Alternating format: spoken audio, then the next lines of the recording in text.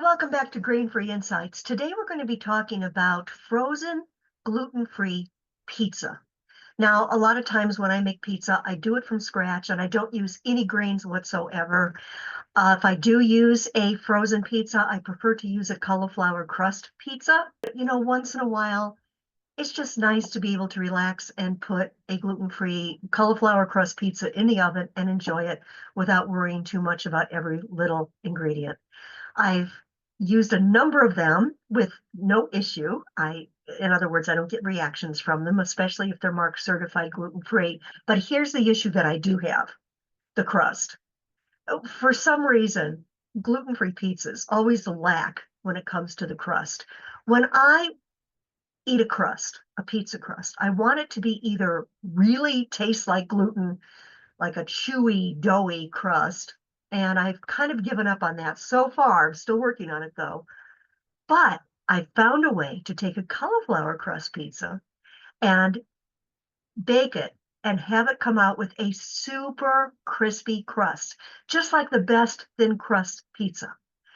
It involves using a cast iron skillet. And I've got to tell you, there are times that for example, I went on a cruise a few years ago and you could see how they were making the pizzas. And when I ordered a gluten-free pizza, they had dedicated cast iron pans that they were putting the pizza in.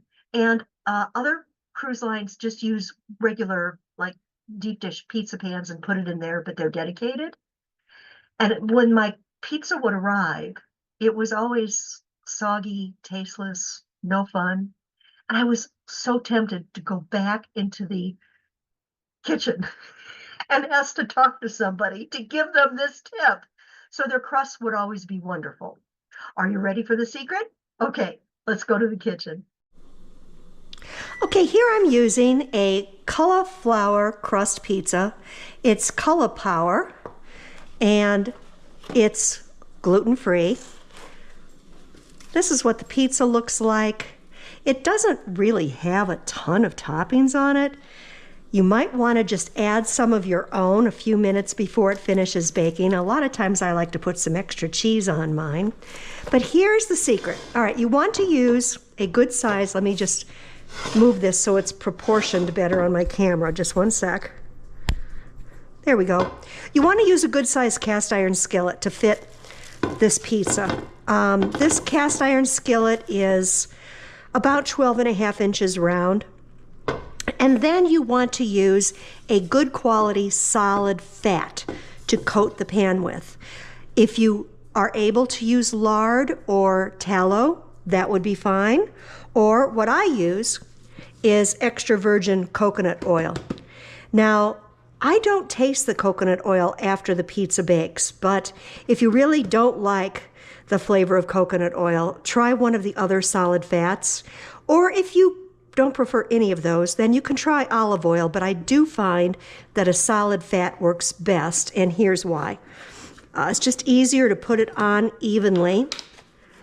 So I take a scoop of the olive oil, or the coconut oil, and then I use paper towel to apply it, and I just rub it all over the pan, making sure that I'm also coating the sides. One of the reasons for this is not only to keep the pizza from sticking, but to give it that extra crisp crust. And in coating the sides, then you're also kind of re-seasoning your pan at the same time. Okay, so you have I have some left over here. I'm just going to set that aside. You have a nice, even coating of oil. Then you just open your pizza. For this particular pizza, it calls for a 425 degree oven. Now, you could go a little higher since you're not putting this on parchment paper or anything, but I find that 425 works well. Just going to open it up, put it in the pan, and now we're going to put this in the preheated 425 degree oven for, what do the instructions say? It's interesting, the instructions say no need just to cook it directly on the middle rack.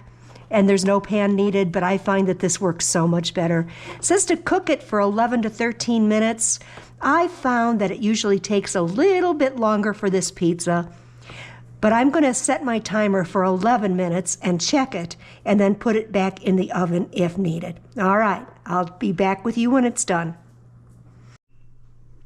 Our pizza is done, and it took about 16 minutes for it to get crispy. You can even hear as I pick it up how crispy it is. And by the way, forgive my phone. I'm filming this with the camera on my head, and I'm still trying to learn how to get the perspective correct. So I need to be able to glance at it to make sure that you're seeing everything that I see. I wear the camera on my head. It's quite involved.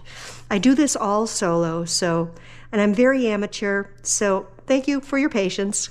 Okay, there's our pizza. I did not add any extra toppings to this.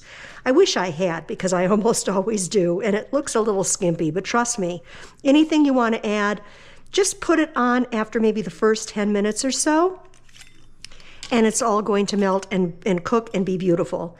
All right, are you ready for this? Listen to the crunch.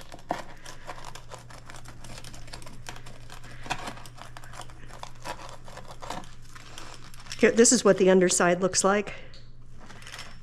And one more. And here you have this wonderful, super crispy crust pizza. You can even leave it in longer if you want to, just depending on your preference. Let's take a bite.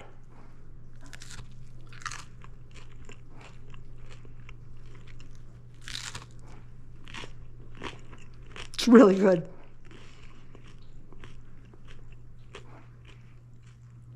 I don't know if you can hear the crunch, but it's definitely there.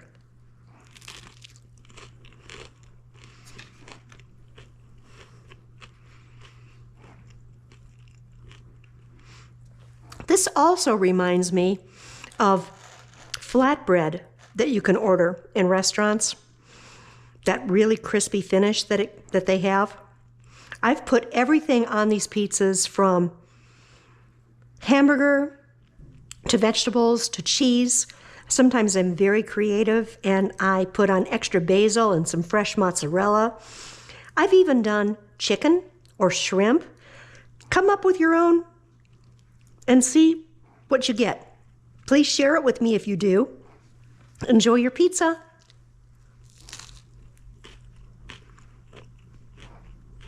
I know I am. Take care.